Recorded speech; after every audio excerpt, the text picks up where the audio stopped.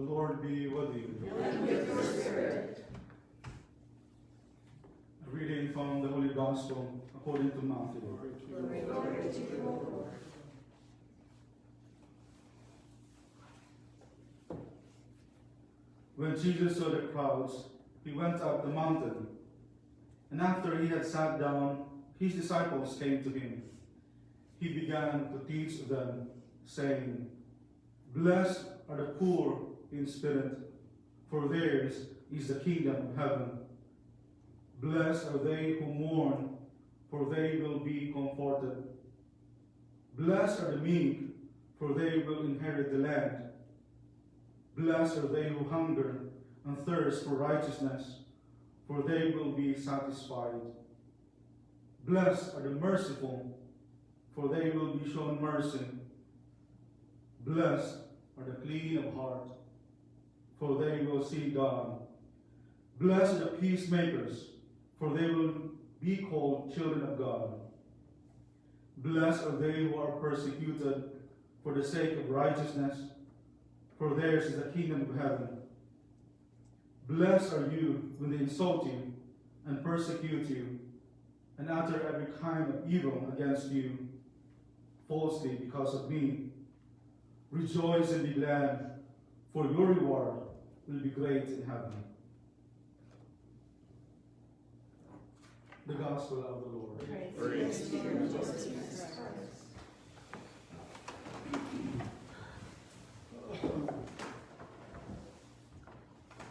While I was reading the Gospel, there's one thought that came into my mind right away while I was reading the Gospel. The Beatitudes.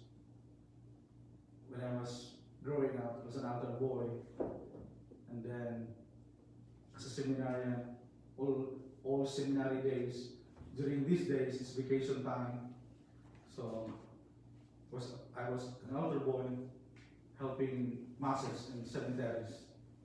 We will stay there. There are like 4 masses, 6 masses in the cemeteries. But there were also masses in the church. So, and there's no other gospel on All Saints' Day, the Beatitudes only. So, we've been hearing this gospel for, I was growing up every November 1st. Then, as a seminarian, helping still masses in cemeteries. That was what's going on in my mind while reading the gospel. An experience of being in the cemeteries, helping. And then we always, before the Mass, we will always read all the names. We will read all the names of those offered.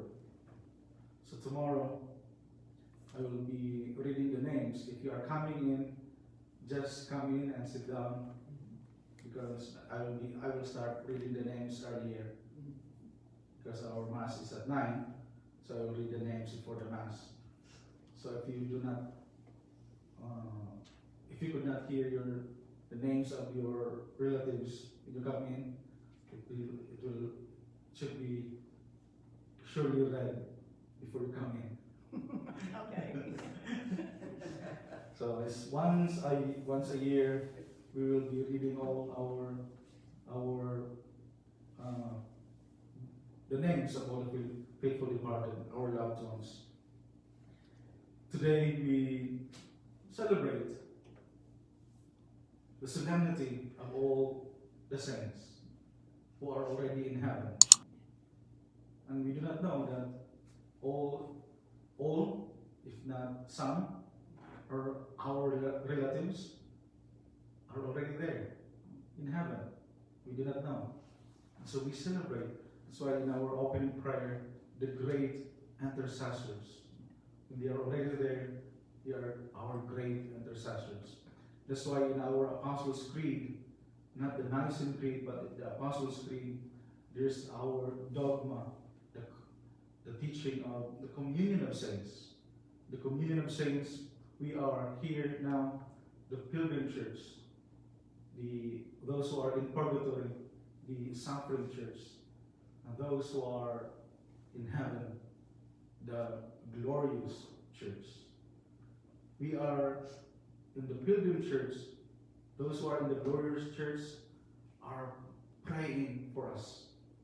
And we are the ones praying for those who are in the suffering church. So that's the communion of saints.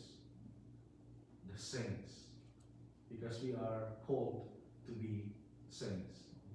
Amen? Amen. And today is our reminder that we can be saint. We can be saint. In our first reading of this very beautiful vision of John. John, in his vision, I heard the number of those who have been marked with a seal, 144,000 marked from every tribe of the children of Israel. After this, I had a vision of a great multitude, which no one could count, from every nation, race, people, and tongue. They stood before the throne and before the Lamb, wearing white robes and holding palm branches in their hands. They cried out in a loud voice. After this, a vision of great multitude, and we can be among them of this great multitude, from every race, every nation, every tribe, every tongue. But there are things that John mentioned.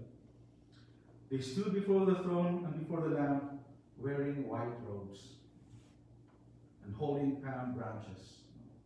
White robes. First, the mark of the seal, white robes and palm branches, marked with a seal, the seal of our baptism. White robes, we are cleansed, and the palm branches, symbol of martyrdom, symbol of dying for the Lord. So if you have saints or martyrs, they always have branches, symbol of martyrdom. And so this is the challenge for us, the Lord's invitation for us today. We can be part of those multitude. In our gospel today gives us, there are many things and how to be saint. Yesterday we reflected upon how to be saint. How to be saint is to love. To love always. To love in our hearts, in our minds, and in our actions. And how to be saint, the Beatitudes. The Beatitudes. The Beatitudes is not cause and effect. It is not a condition. The Beatitudes is a way of life. Attitudes. A way of life. And the Beatitudes is blessed are you, blessed are you, blessed are you. Wishing, I've mentioned this during the funeral of one of Percy's. I've mentioned this, that when you say blessed are you, it's different than when we say have a good day, have a good one. When you say every day, have a good day, have a good one, that's a normal to us, normal thing to say. Have a good one, have a good afternoon, have a good day.